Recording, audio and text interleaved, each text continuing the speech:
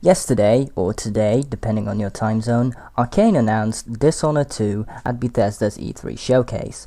The co-creative directors Harvey Smith and Rafael Colantonio didn't say much about the game or the world, but there are quite a lot of interesting things to see in the trailer if you look closely and if you put your mind to it.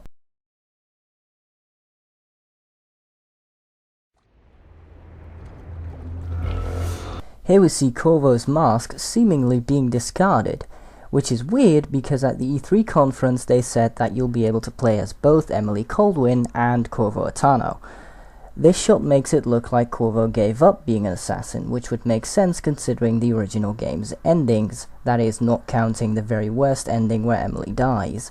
Then again, judging by Emily's age, which you'll get to see later in the trailer, Dishonored 2 probably plays 10 to 15 years after the events in the original game.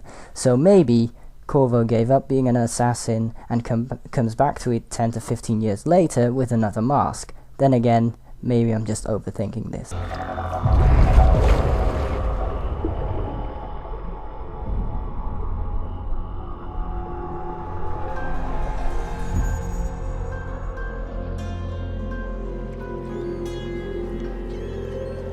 It's happened again. That's a familiar voice, isn't it?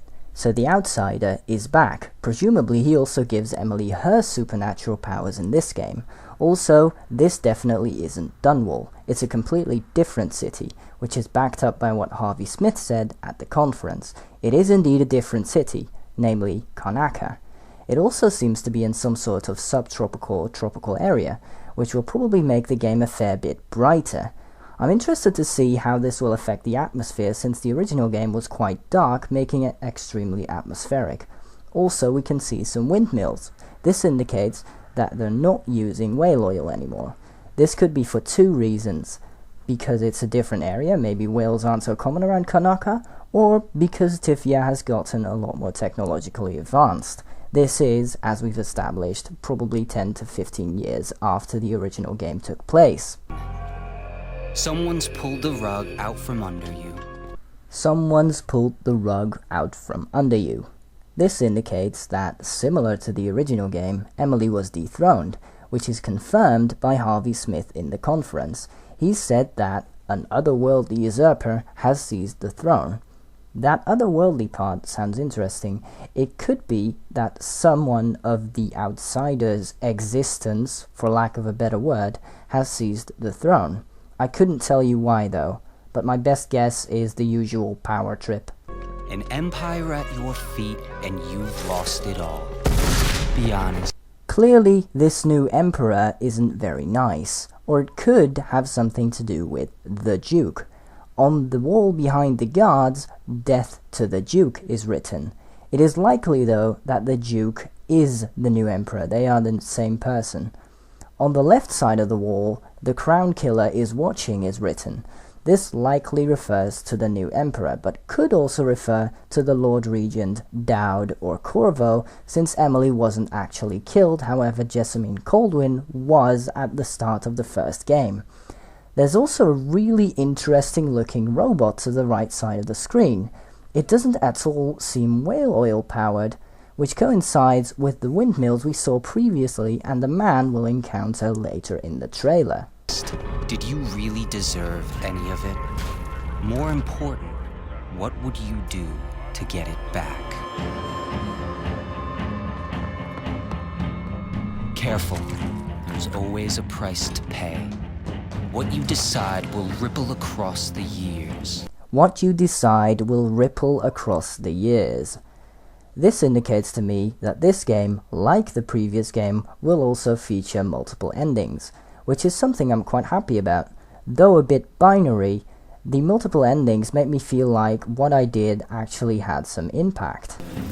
Blood in the gutters and corruption on The plague is back. This seems kind of odd if you got the good ending in Dishonored, because Anton and Piero found a cure for the plague in this ending.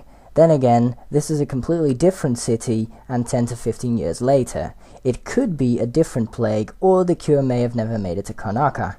These flying rats also sparked my interest. How did they get rats to fly? Was it an experiment or a mutation by the plague? What interests me more though is what effect this will have on gameplay. In the original game, swarms of rats would attack you if they had the chance, however they could easily be shaken off by getting to higher ground. This time it might be a lot harder to get rid of them once they've got your scent. I also wonder how this will affect the possession ability from the original Dishonored, if that will even be in this game. In Dishonored, you could possess rats to get into air vents and small spaces. It would be really cool if you could possess flying rats and fly to hard-to-reach places in this game. But then again, you do have the blink ability, so it's kind of pointless if you could. It'll be fun watching this unfold. They said in the conference that Emily and Corvo would have different abilities. This looks to be Emily's version of warp.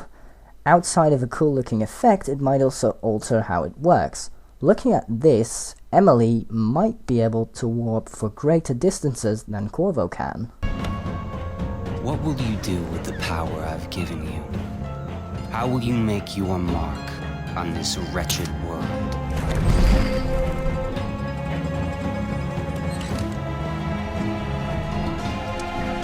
This person is the person I was talking about when I mentioned the new robots. He seems to be some sort of scientist. This person might be Kanaka's equivalent of Anton Sokolov. He even has a painting of Anton behind his desk. This man is probably, like Sokolov, this city's inventor. He provides security and military devices. The cogs on his table and the clockwork-like structure of the robots indicate this.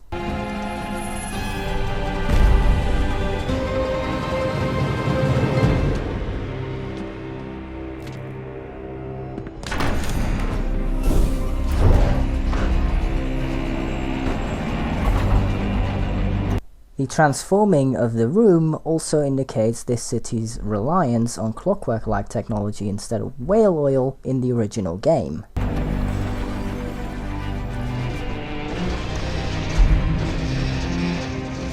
This seems to be a torso of a robot, potentially confirming my theory about the inventor. The crossbow on display here seems very similar to the crossbow in the original game. This tells us that she got it from Corvo, or Piero will also be in Dishonored 2, making Emily's gear.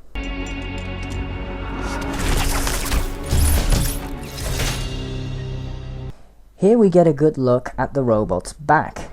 There seems to be a face that looks similar to the face drawn on the wall at the execution scene. This indicates, frankly the obvious, that these robots are used to enforce authority. The face might also be the robot's weak spot. Maybe this is where the power source is located. You cover your face, but I know who you are. Emily Caldwin.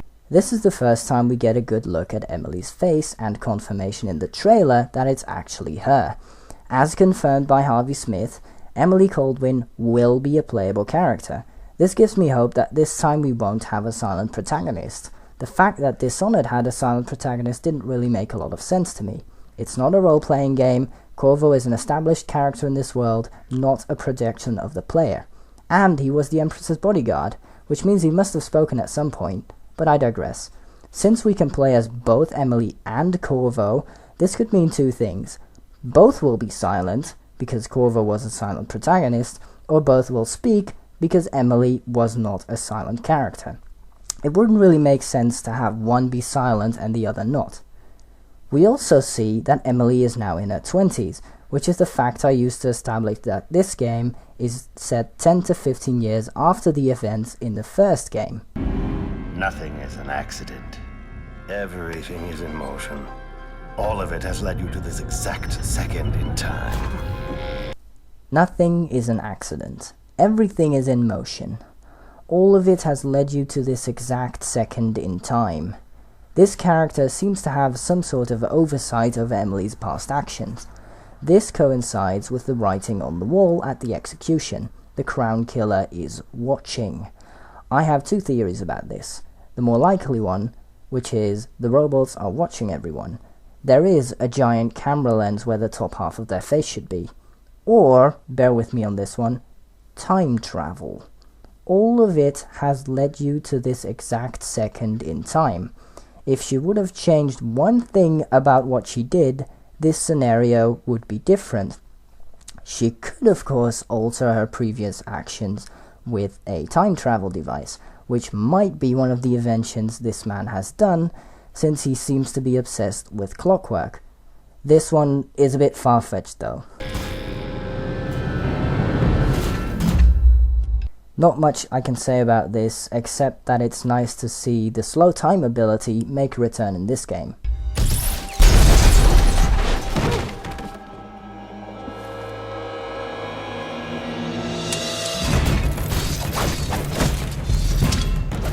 This blade looks a lot like Corvo's blade, which again could indicate that she got her gear from Corvo, or that Piero Joplin will be in Dishonored 2.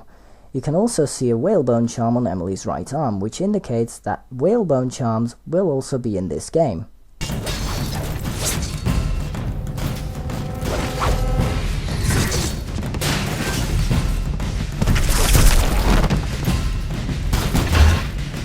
This is also a familiar weapon. It looks like the Arkane from the original game. It does look a little different though. This might also mean that we'll see arc pylons and walls of light around Kanaka.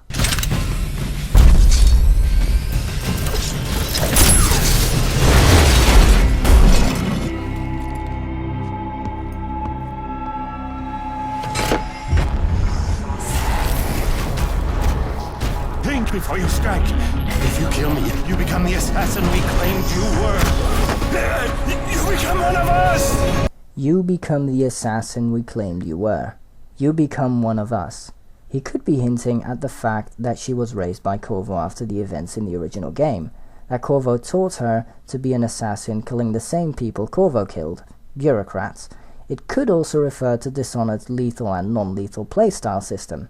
I couldn't tell you much about these lines though, they confuse me too.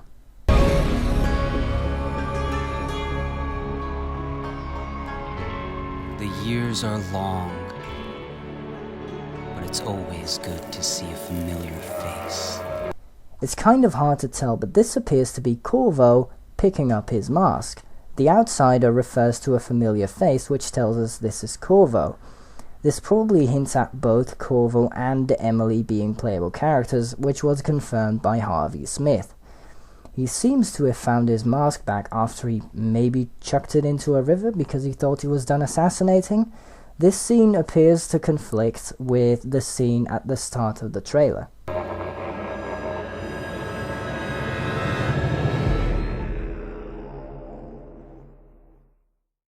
And that concludes my analysis of the Dishonored 2 trailer. I am very excited for this game, so we'll see how it turns out. I hope they'll show some gameplay somewhere in the coming months.